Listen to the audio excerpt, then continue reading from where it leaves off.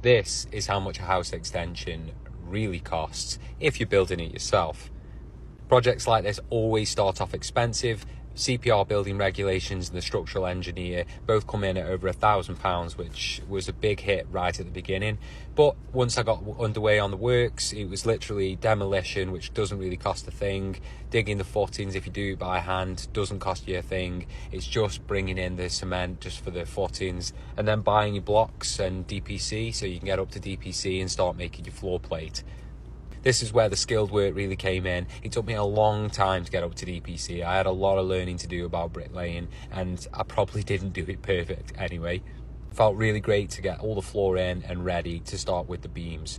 The beams were very expensive. This project needed 3 beams, one huge one for the external of the house, one for the inner of the house to remove the internal wall, and another one which would sit across the new extension brickwork under the bay window.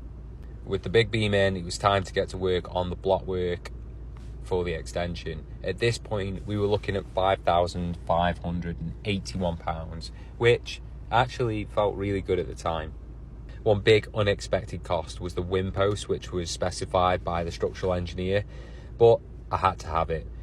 I bought some aluminium brick profiles to help me with getting my brickwork perfect. The doors and the lintels all went in nice and easy, although I would say if you're going to do brickwork as a beginner, you want to be doing it in the summer when it's dry.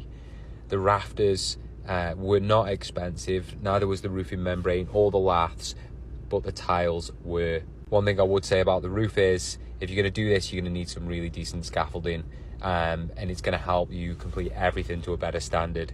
And I would say that the lead work was the hardest part of this entire project. I got a really great deal on the doors and the windows, and they actually look amazing now that they're in. I'm so glad to have the house fully sealed up, especially with the weather getting so cold.